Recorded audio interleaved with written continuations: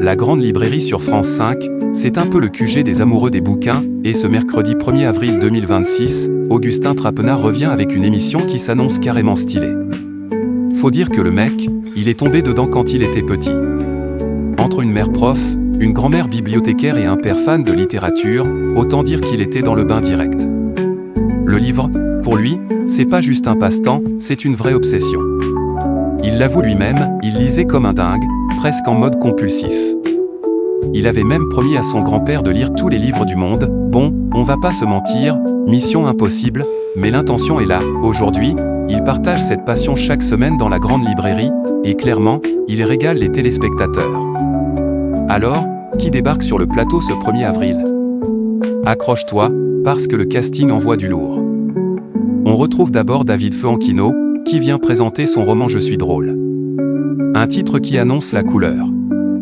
À ses côtés, Sophie Fontanelle débarque avec Scheherazade et la 602e nuit, un ouvrage qui promet d'être aussi élégant qu'intrigant. Mais ce n'est pas tout. Audrey Alouette sera aussi de la partie avec son roman Scène en Merderesse. Rien que le titre, ça annonce un personnage bien piquant. Et là, ça devient encore plus croustillant, Frédéric Becbédé sera présent pour défendre son recueil Ibiza a beaucoup changé. Connaissant le personnage, on peut s'attendre à du franc-parler sans filtre. Nadia Dame viendra également présenter Des filles comme il faut, un livre qui risque de faire réagir. Et cerise sur le gâteau, une rencontre inédite avec Alison Bechdel, une autrice incontournable.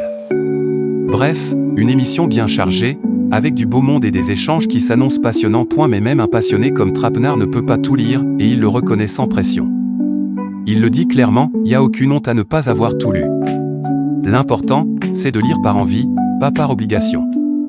Une vision plutôt cool et décomplexée de la lecture. Et petite confidence qui fait sourire, il se souvient de ses premières émotions de lecteur à l'adolescence, avec des textes assez osés de Guillaume Apollinaire. Oui, ça surprend, mais ça montre surtout à quel point la littérature peut marquer, choquer ou même réveiller des sensations fortes. U final, la Grande Librairie, c'est pas juste une émission sur les livres, c'est un vrai moment de culture, de débat et de découverte.